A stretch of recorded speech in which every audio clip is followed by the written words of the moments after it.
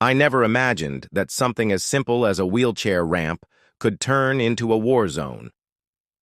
But the morning I found my daughter lying face down on the pavement, her wheelchair twisted, shattered, and her hands scraped raw from trying to stop herself, I knew someone had crossed a line. My daughter is disabled, but she's never been helpless. She's brave, strong, and fiercely independent. She's always been proud of getting around on her own.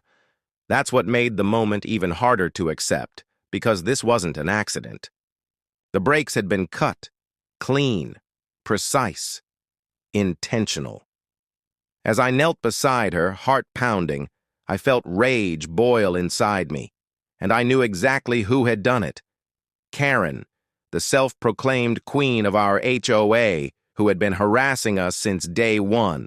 She'd complained about the ramp, the medical van, even the sound of the wheelchair on the sidewalk.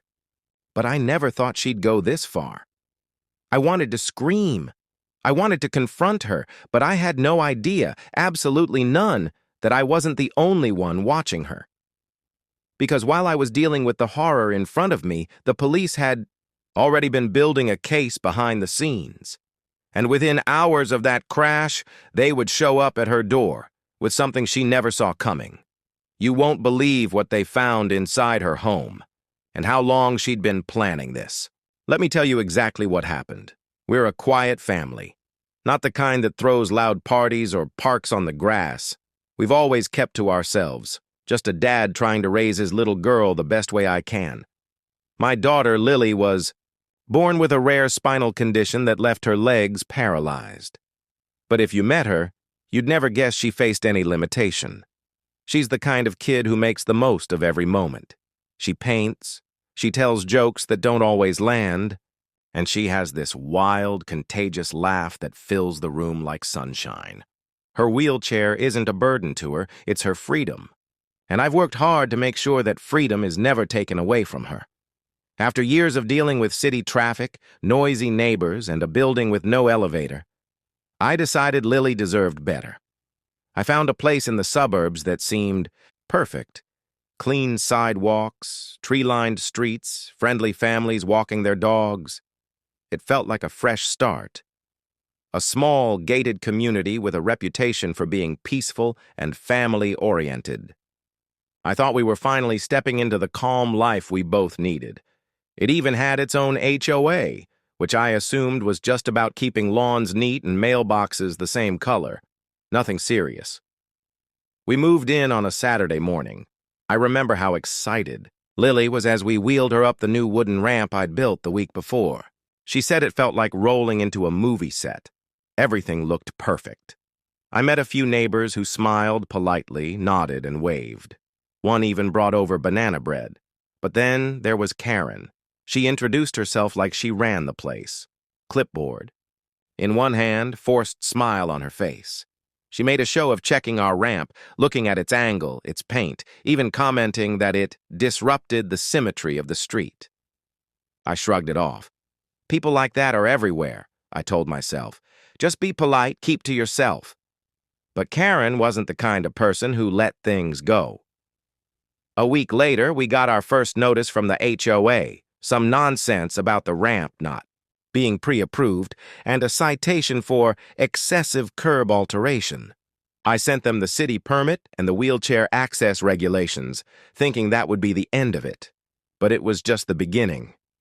Lily didn't notice most of this at first. She was too busy exploring the neighborhood, trying to make friends, painting colorful signs for her bedroom door, and wheeling up and down our street with joy.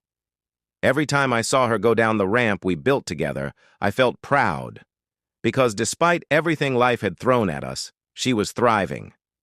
She never asked for sympathy. All she ever wanted was a fair chance at happiness. But some people don't see that. Some people only see inconvenience. And to Karen, that ramp wasn't accessibility, it was an eyesore. To her, Lily wasn't a bright child with a fighting spirit. She was a disruption. And that quiet hostility slowly started turning into something much darker. I didn't realize it at the time, but behind the HOA rules and the polite complaints was a woman obsessed with control. and we had just unknowingly stepped into her domain. At first, I tried to tell myself it was all in my head. Maybe Karen wasn't singling us out. Maybe she really did just care too much about neighborhood aesthetics, and maybe, just maybe, we were being overly sensitive because we'd been through so much already. But that illusion shattered quickly. It started with small, passive-aggressive gestures. Whenever I mowed the lawn, Karen would appear across the street, arms crossed, watching silently until I finished. If Lily's medical transport van parked in front of our house for even a few minutes, Karen would leave a note on the windshield. "This is not a hospital." One day, I overheard her whispering to another neighbor that our ramp looked like a construction zone and made the entire block look run down. I pretended not to hear. I kept smiling. I kept waving. I kept trying to believe we could coexist. But that was a mistake. Then came the formal HOA complaints, 3 in the first month. One claimed our trash cans were left out for too long. Another said Lily's ramp was causing visual disharmony. The third accused us of violating noise ordinances because Lily's wheelchair made a loud grinding noise on the sidewalk. It was absurd. Her wheelchair was well-maintained and quiet, nothing more than a soft hum of rubber and motor. Still, I complied. I installed rubber tread at the bottom of the ramp to further quiet the wheels. I brought the trash cans in as soon as the truck passed. I even emailed the HOA board offering to paint the ramp to match the street aesthetic, just to show good faith. No response. Instead, Karen escalated. One afternoon, I came home from work to find my mailbox open, the mail scattered on the ground. At first, I thought it was kids being careless or maybe wind. But then I noticed something odd. Only our mail was disturbed. The rest of the street's mailboxes were untouched. Later that week, I caught Karen walking by and staring into our windows. When she saw me, she waved, smiling like nothing was wrong, and said, "Just making sure the ramp's still standing." That night, I installed security cameras. Out of paranoia, out of necessity. Within days, the cameras began capturing disturbing footage. Karen pacing back and forth near our driveway. Karen stopping and placing something under our porch light. Karen taking photos of Lily while she played with sidewalk chalk. I submitted the videos to the HOA board.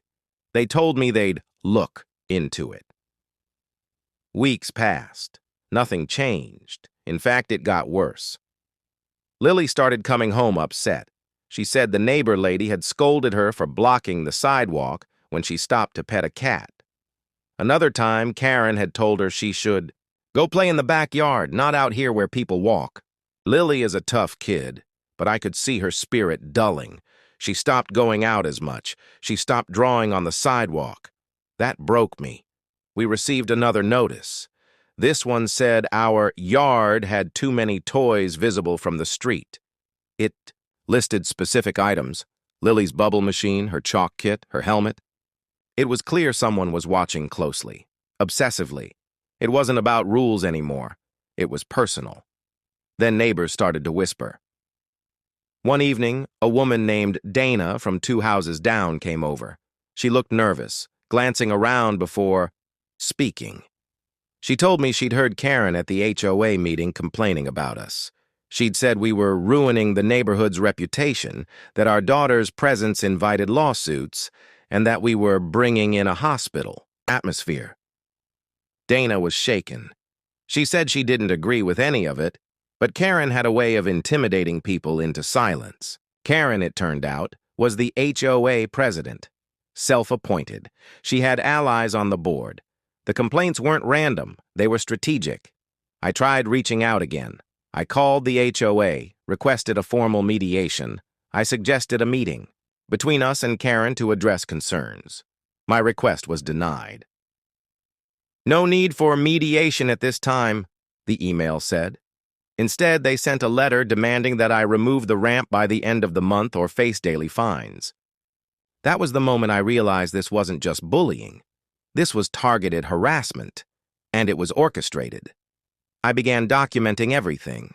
Every letter, every video clip, every message. I created a folder on my computer titled HOA, harassment. I filed a formal complaint with the city's Disability Access Office, then spoke to a lawyer.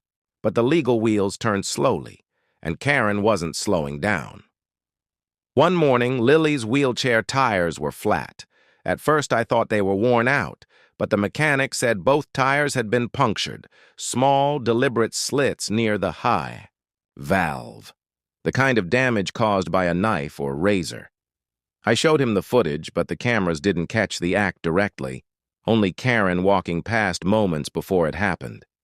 No proof, but plenty of suspicion. I replaced the tires. I added more cameras. I made Lily promise to never go out alone. That part hurt the most. She asked, "Am I in trouble?" I shook my head and told her no, but inside, I was furious. She was being punished for existing. Then came the neighborhood email thread. An anonymous email, likely Karen, was circulated to dozens of residents. It was filled with coded language, but the message was clear. Our family was problematic. It called Lily's wheelchair a potential liability. It referred to increased foot traffic from medical providers as a nuisance. It asked residents to support new guidelines limiting non-conforming modifications like ramps and non-standard parking. It even hinted at enforcing quiet hours on sidewalks. That's when people began to pull away. Neighbors who once waved now avoided eye contact. Kids stopped coming over to play. We were being isolated, marginalized. It was working. Karen's campaign of quiet cruelty was reshaping the street, and I kept asking myself, why? Why would someone go to such lengths to torment a disabled child and her single parent? Was it bigotry, narcissism, power? All I knew was this: Karen wanted us gone. She didn't want a ramp in her view. She didn't want a child who didn't fit her image of perfection, and she would do whatever it took to make us feel unwelcome. But what Karen didn't know, what she couldn't know, was that her obsession hadn't gone unnoticed.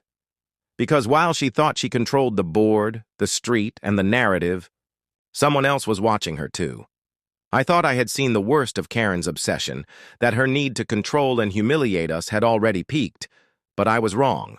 What came next was not just harassment, it was cruelty, calculated and cold.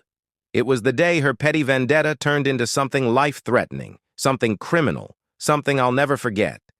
It started with a sound, barely noticeable at first. A sort of stutter when Lily turned the corner onto the driveway in her chair. I was inside pouring coffee when I heard it. A soft screech, then a thump, and then silence. That silence only lasted a second. But in that second, my heart stopped. Then came the scream, short, sharp, terrified. I dropped the mug, ran outside. What I saw next made my blood run cold. Lily was lying near the edge of the street, her wheelchair on its side, one of the wheels still spinning slowly like a cruel clock ticking. Her hands were bleeding. Her elbow was scraped raw. Her face was twisted in pain and shock, not just from the fall but from confusion, because she hadn't been going fast, and she hadn't lost control. She kept saying the same thing over and over, almost whispering, "It didn't stop, it didn't stop, it didn't stop." I knelt beside her, trying not to panic, trying to stay calm for her. I checked her for broken bones. Her legs couldn't feel the fall, but her upper body had taken the brunt of it. Thank God nothing was fractured, but the bruises were already blooming, dark and cruel across her arm. I called the mechanic who usually serviced her chair and asked him to come immediately. I couldn't move it. I didn't want to touch it. Something was wrong. I could feel it. When he arrived, he crouched down next to the frame, turned the chair on its side, and started inspecting it carefully. Within a minute, he looked up, his face dark. "Someone's cut the brake line," he said quietly. "This wasn't wear and tear. This was deliberate." My stomach dropped. "What do you mean?" I asked. even though I already knew. He pointed to a spot where the brake cable had been cleanly sliced, not frayed, not worn, cut. Not only that, but the cut was made in a way that the line wouldn't snap immediately. It would hold tension, just enough to give the illusion of function, until it failed catastrophically, like it did that day. I didn't know what to say. I stood there in shock, trying to understand the level of hatred required to sabotage a disabled child's wheelchair. I kept thinking, no one could be that evil, right? But deep down, I already knew who had done it. Karen. Who else? She was the only one who had the motive, the proximity, the obsession. No one else had complained about the ramp. No one else had watched us so closely. And no one else had as much to gain by making us leave. That night, I sat at my desk and opened the folder I'd started weeks ago, HOA harassment, and added a new subfolder, sabotage. I uploaded the photos from the scene, the mechanic's written assessment, the security footage from the front yard. Though it didn't catch the moment of tampering, it did show Karen walking past our gate just hours before the incident, glancing at the wheelchair parked beside the porch, her face stone cold. It wasn't proof, not the kind a court needed, but it was enough for me, enough to take action. I contacted the police. This time, I wasn't just filing a noise complaint or a harassment claim.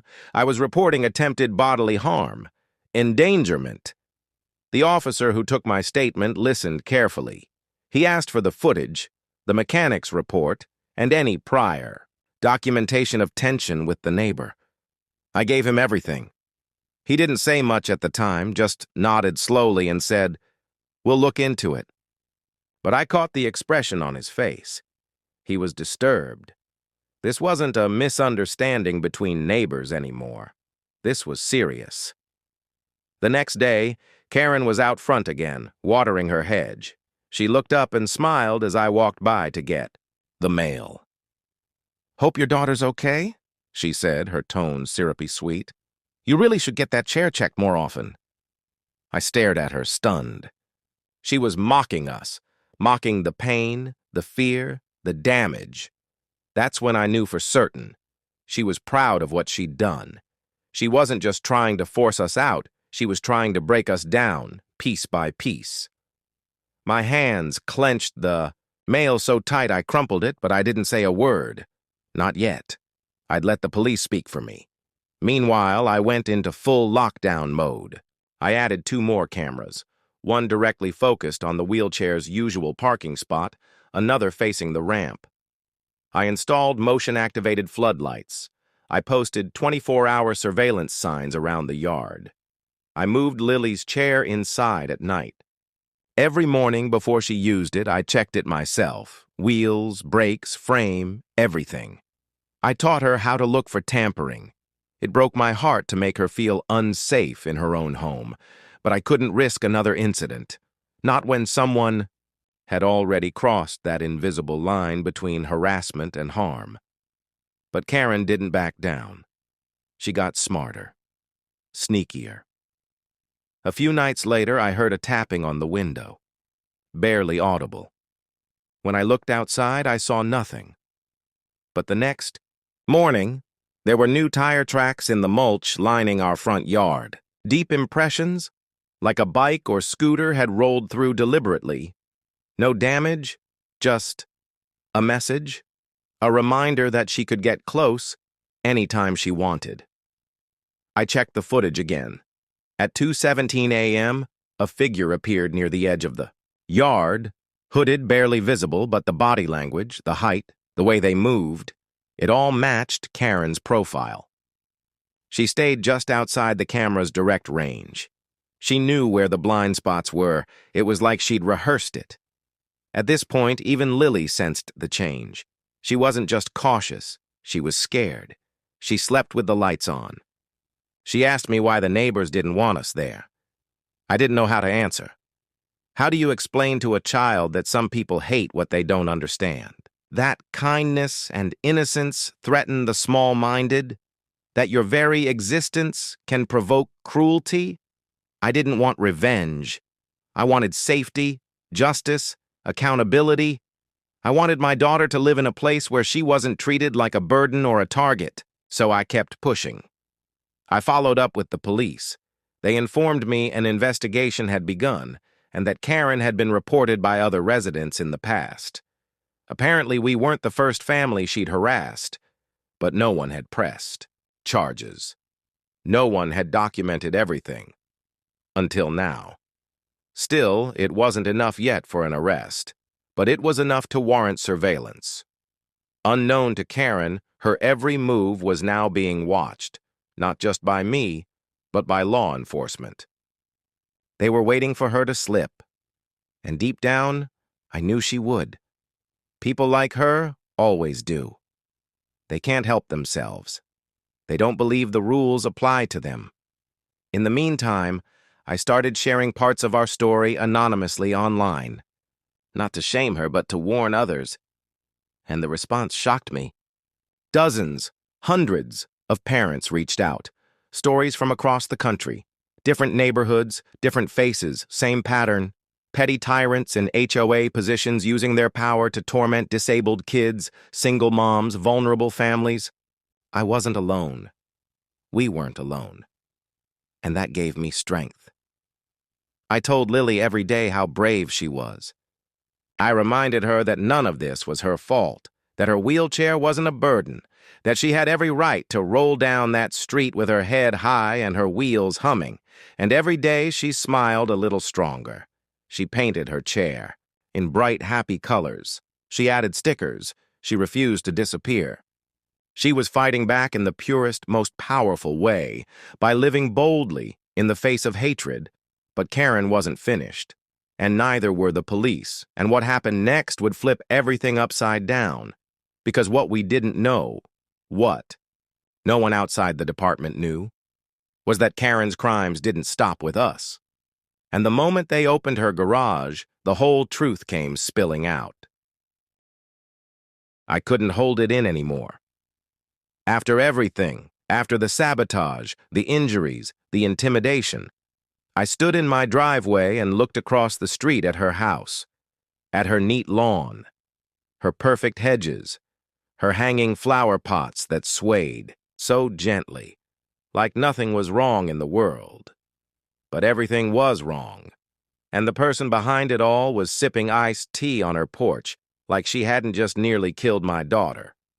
I didn't plan to confront her that day, but when Lily winced getting into the car, bruises still fresh on her arms, something in me snapped. I turned back from the car, crossed the street, and walked straight up to Karen's porch. My voice was shaking, but I wasn't afraid anymore. "Did you do it?" I asked. "Did you cut her brakes?" Her eyes didn't widen. Her mouth didn't fall open. She didn't even act surprised. She just tilted her head like a dog pretending not to understand and said, "Excuse me?" My hands were clenched at my sides, fists so tight my nails dug into my palms. You know what I'm talking about. My daughter's chair. The brake line was cut. The mechanic confirmed it. "We have video of you walking past just before it happened. We know it was you." She laughed. That soft, smug laugh she always gave when she thought she was smarter than everyone else. "Oh, honey," she said condescendingly, "I don't know what you think you've got, but accusing your neighbor of a crime like that's slander. And I'm on the HOA board. I suggest you back off before you make things worse for yourself." My heart was pounding. My voice rose. "You almost killed her. A child. You think this is a game? You think your HOA badge gives you the right to endanger someone's life?" She stood now, one hand on her hip, the other pointing a finger in my face. "What I think," she hissed, "is that your daughter doesn't belong on this street. And frankly, neither do you.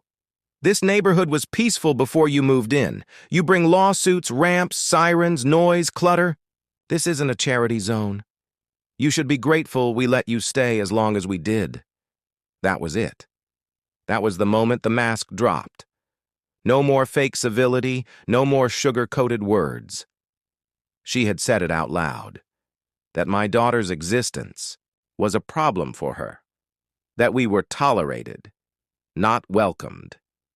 I wanted to scream, to shake her porch rails until they cracked, but I turned around and walked away.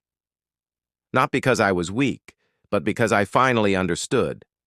I didn't need to argue anymore. I had enough. Enough to push back legally, enough to go higher than the HOA, higher than her petty influence, and more than anything, enough to expose her. Later that day, I filed a formal civil harassment restraining order against Karen. I included all my documentation, the sabotage report, the video clips, screenshots of her prior messages, photos of the injuries, the audio recording of her mocking us. But I didn't stop there. I scheduled a meeting with the HOA board. I didn't expect justice from them. I expected denial. But I needed to show them that I wasn't going away quietly. When I arrived at the HOA meeting, she was already there, sitting confidently at the head of the table. The other board members looked uncomfortable. Some of them wouldn't even meet my eyes. I handed them the packet, labeled Karen's Campaign Against a Disabled Child, and walked them through each page. The sabotage, the complaints, the quotes, the confrontation. I read every word out loud, not because I had to, but because they needed to hear it. Every single person in that room needed to feel the weight of what they had ignored. Karen tried to interrupt, claiming it was a personal vendetta and that I was emotional, but I kept going. "You've enabled her," I said. "You've ignored evidence. You've looked the other way while a child was hurt under your watch.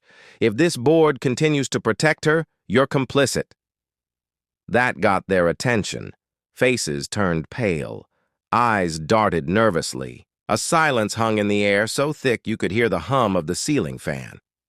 When I finished, I looked Karen in the eyes and said, "This is no longer about an HOA dispute. This is about criminal behavior. I've gone to the police.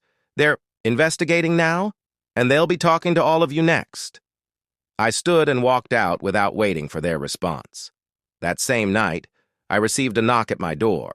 It was one of the HOA board members, an older gentleman named Richard, who hadn't said a word during the meeting. He looked uncomfortable, like he was carrying something heavy on his conscience. "I just wanted to say," he began slowly, "I've known Karen for years. I thought she was just intense. I didn't know it had gone this far. If the police ask, I'll tell them everything. I'm sorry I didn't speak up sooner." It wasn't much, but it was something. Meanwhile, the police investigation was accelerating. They had reviewed the sabotage evidence, interviewed the mechanic, and started reaching out to neighbors. Apparently, I wasn't the first to report Karen, but I was the first to gather proof. And as the investigation unfolded, a new picture began to emerge, one that even I hadn't seen coming. Karen's harassment wasn't limited to us. Several former residents had filed anonymous complaints over the years, families with autistic children, war veterans with PTSD service dogs, single mothers who couldn't afford to repaint their mailboxes on schedule. People she saw as undesirable. And she didn't just complain. She tampered, manipulated, bullied, and used her HOA status as a weapon. One neighbor, who had moved out 6 months earlier, reached out to me through social media after reading my anonymous post. He said Karen had left dog feces on his doorstep when his kid rode a tricycle too close to her garden. Another said Karen tried to get her fired by contacting her workplace over suspicious activity. Another, this one shook me, said her security footage once caught Karen pouring bleach on her flower bed. That's when I realized we were dealing with a pattern, not a one-time act of cruelty, a habit, a pathology. And Karen had no idea that the case was already building behind her back. I stayed quiet publicly. No Facebook rants, no confrontations in the street. I focused on Lily, who was slowly regaining her confidence. We painted new designs on her wheelchair together. I installed new brake systems, reinforced and tamper-proof. and every time she rolled down the ramp safely, I felt one step closer to reclaiming the peace we had lost. But in the background, the pieces were moving. The police weren't just building a file, they were preparing a warrant. And what they found behind Karen's perfect garden gate would expose a truth so disturbing, it would shake the entire neighborhood. And finally, bring her world crashing down. For weeks, everything felt like it had gone quiet, almost too quiet. Karen had stopped appearing on her porch in the morning. Her condescending smiles had vanished. The constant surveillance, the mocking remarks, the endless complaints, all of it had just paused. But silence isn't always peace. Sometimes it's a warning, a signal that the storm is gathering just over the horizon. What I didn't know, what none of us knew, was that while Karen had been harassing our family and walking her tightrope of cruelty in broad daylight, the police had been digging deeper. What began as a single investigation into a tampered wheelchair had expanded into something bigger, something darker. Karen wasn't just an abusive neighbor, she was a known figure to local law enforcement, and she'd slipped under the radar for years. Until now. It started with one detective, Detective Halverson. A soft-spoken, methodical man with the kind of voice that didn't shout, but cut through the noise. He visited our house again, this time, with a more serious tone. He asked if I had ever heard of the name Geraldine Karen Winslow. I blinked. Karen? I said. Her name's Geraldine? He nodded and pulled out a folder. She's changed neighborhoods 3 times in the last 8 years, each time after an HOA-related lawsuit, complaint, or legal investigation.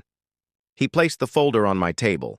Inside were photocopies of previous court filings, emails, handwritten notes from prior victims, and, most disturbing of all, a photograph of what looked like a file cabinet drawer filled with labeled folders.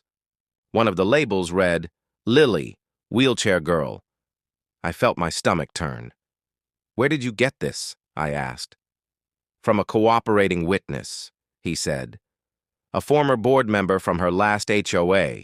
Said she used to keep records, dossiers on neighbors she didn't like. Photos, addresses, schedules, obsessive stuff. The same patterns. Complaints about children with special needs, threats to maintain community standards. We're starting to suspect there's a pattern of predatory behavior here, not just bullying, targeted harassment with intent. My hands went cold. I looked again at the name, Lily. My daughter, reduced to a file tab, an object in someone's deranged mission for neighborhood control. I suddenly felt every muscle in my body tense. This was no longer just about what Karen might do, it was about what she already had done and possibly planned to do again. So what now? I asked. The detective closed the folder slowly. Now we wait. Surveillance has been ongoing. We're collecting evidence to file multiple charges. She's smart, but she's slipping. And we think she has something in her house, something we need to see. The next 72 hours moved like a strange dream. I kept everything normal for Lily. We watched cartoons. We baked cookies. We painted more flowers on her wheelchair. I smiled when she smiled, but my eyes kept checking the window. Every shadow outside became a figure. Every creak of the fence, every car door, every flickering light, I noticed it all, and then it happened. It was just past 7 a.m. I was packing Lily's backpack when I heard it, 3 sharp bangs, not on my door, but across the street. I rushed to the front window, pulled the curtain back, and froze. There they were, SWAT, in full gear. Tactical. Uniforms, helmets, body cams, assault rifles. 3 officers lined up in a V formation. Another was stationed by the gate, holding a riot shield. Red and blue lights reflected off every window on the block, painting the neighborhood in chaos. Lily rolled up beside me. "Dad," she said, "is that our house?" I dropped to one knee beside her. "No, baby, it's not us. It's her. LAPD, open the door," a booming voice yelled. "We have a warrant!" There was a brief pause, then a crash of wood as the front door splintered inward. Officers flooded inside. Karen's voice screeched from somewhere deep in the house, something between shock and denial. "You can't do this! I'm the HOA president! This is an overreach!" she howled. "I have rights!" But the officers didn't stop. Within seconds, two of them emerged, each holding large plastic evidence containers. Another followed with a desktop computer tower. One more carried a cardboard box labeled surveillance footage. I felt my knees weaken. They'd found it. Then, they brought her out. Karen was handcuffed, still in her robe, yelling incoherently about property lines and city ordinances. Her hair was wild, her face red, her entire image unraveling in real time. As they escorted her down the steps, she caught sight of us across the street, and for the first time her expression changed. Not to rage, but fear. Real, human fear. Like she finally realized the empire she'd built on HOA power plays and intimidation was collapsing around her. "This is a mistake," she hissed toward the officers. "He planted that. He's making this up." But no one listened. The officers placed her in the back of a cruiser. Doors slammed shut. And just like that, Karen Winslow was no longer a self-righteous neighborhood tyrant. She was a suspect in a criminal investigation. The aftermath came quickly. News vans showed up within the hour. Neighbors gathered outside in small clumps, whispering to each other, some in shock, others in quiet relief. One woman, Dana, from a few doors down, approached me with tears in her eyes. "I'm sorry," she said. "I wanted to speak up so many times. I knew she was wrong. I just didn't think anyone would believe me." I told her I understood. Fear silences people, but not anymore. Later that evening, I got a call from Detective Halverson. They'd executed a full search of Karen's home. What they found was worse than expected. A hidden drawer in her office, filled with files on over a dozen neighbors. Detailed notes, photos taken without consent, vehicle information. One folder had multiple pictures of Lily on her ramp, zoomed in, some from behind bushes, some at night. Another contained an HOA watch list of people she deemed non-compliant. There were printed emails to city officials she'd never sent, drafts of fake complaints under made-up names, and even a spreadsheet tracking our movements. The police suspected she'd been planning more sabotage, possibly even framing other residents to cover her tracks. But the most chilling item? A handwritten to-do list titled Restoration Plan. At the top, in bold, remove ramp permanently. Below it, discredit father's employment. File noise complaint for wheelchair. Reach out to Child Protective Services. Make them leave. Every bullet point was a declaration of war, a psychological campaign to destroy us piece by piece. But she had failed. Her obsession had blinded her to the one truth she never saw coming, that when you target a child, when you cross that final line from petty to predatory, people will fight back. The law will catch up, and no title, no badge, no clipboard will protect you when the truth breaks through your perfectly trimmed hedges. That night, I tucked Lily into bed and held her hand a little longer than usual. She asked me, "Is she gone now?" I nodded and kissed her forehead. "She is. And she's not coming back." For the first time in months, I believed it. For the first time, I didn't feel like I had to look over my shoulder.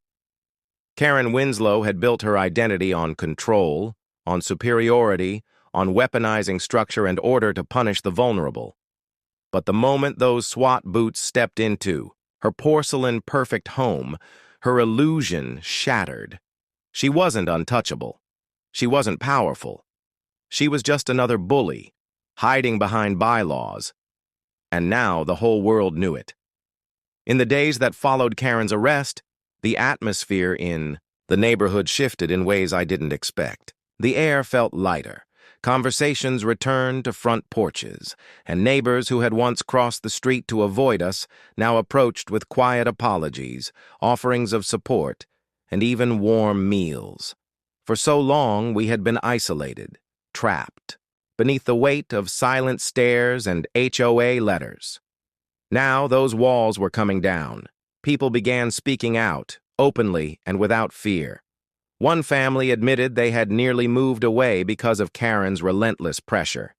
Another said she had been threatened with a citation for displaying a wheelchair-accessible garden sign.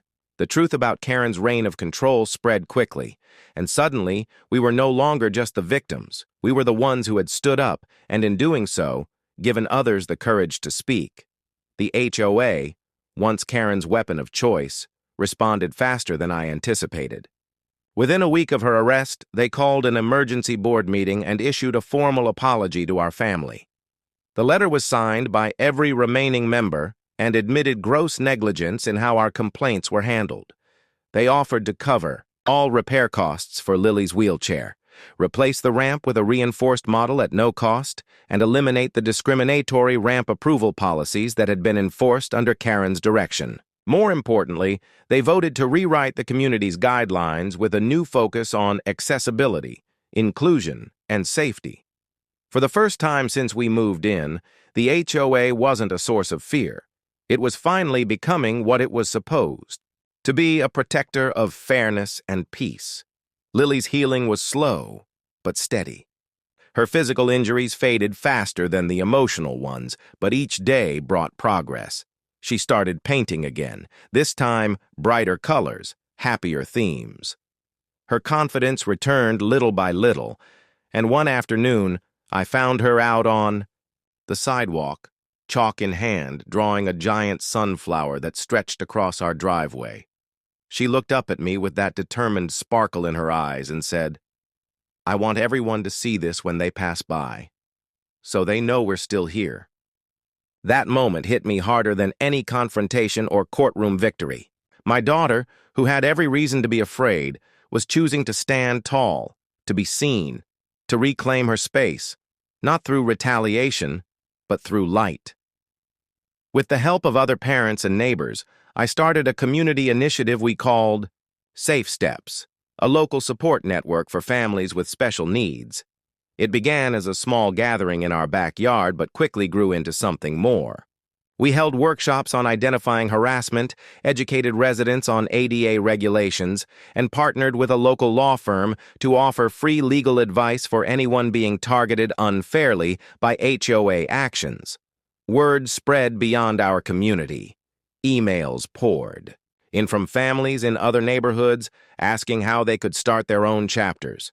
It was clear. What happened to us wasn't an isolated case. And if Karen taught us anything, it's that unchecked power in the wrong hands can quietly devastate lives unless someone stands up. As for Karen, the justice system moved forward with remarkable efficiency. With the evidence from the raid, she was charged with multiple counts of harassment, vandalism, and reckless endangerment. During the trial, former neighbors testified about similar experiences. Her smug facade crumbled under pressure. The court found her guilty on all major counts, and she was sentenced to 2 years in a correctional rehabilitation facility, followed by probation and a permanent ban from serving on any HOA board in the state. The judge called her actions a dangerous abuse of authority and praised our family's resilience. It wasn't about revenge, it was about accountability, about making sure no one else would have to go through what we did. Standing outside the courthouse that day, holding Lily's hand while reporters tried to shout, questions and cameras flashed in the distance, I felt something I hadn't felt in a long time: peace. Not just because justice was served, but because we'd survived it. We had taken every blow, every whisper, every trap she laid, and we didn't just endure. We transformed. We built something stronger in its place. Today, when I wheel Lily to school, neighbors wave. When we walk past the ramp, people nod with respect. That ramp, once the symbol of everything Karen hated, has become a monument to our strength. And every child who passes it now knows you have the right to belong, to live safely, to roll freely, to exist without apology. Justice didn't erase the scars, but it made room for healing, for growth, and for the kind of change that lasts longer than fear ever could. If this story moved you, if it made you feel anger, heartbreak, or hope, then don't let it end here. Stories like ours happen every day, in quiet neighborhoods, behind white picket fences, where power is abused under the mask of rules and order. My daughter didn't ask to be a symbol, and I never wanted to become the center of a fight. But when someone tried to take away her safety, her dignity, her freedom, we had no choice but to stand our ground. And now, we're asking you to stand with us. If you've ever witnessed injustice, if you've ever felt silenced by a system meant to protect you, if you believe every child, disabled or not, deserves to live without fear, then help us make sure this story is heard. Share this video with your friends, your family, your community. Leave a comment below and tell us, have you ever faced HOA abuse? Has someone used authority to bully you into silence? Let's talk about it. Let's expose it.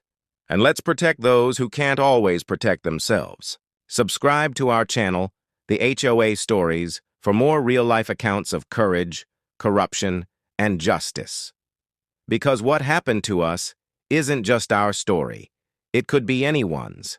And sometimes, all it takes to stop a bully is for someone to finally say, enough. Let this be that moment. Let's be that voice. For Lily, for your family, for every silent victim out there still waiting to be heard.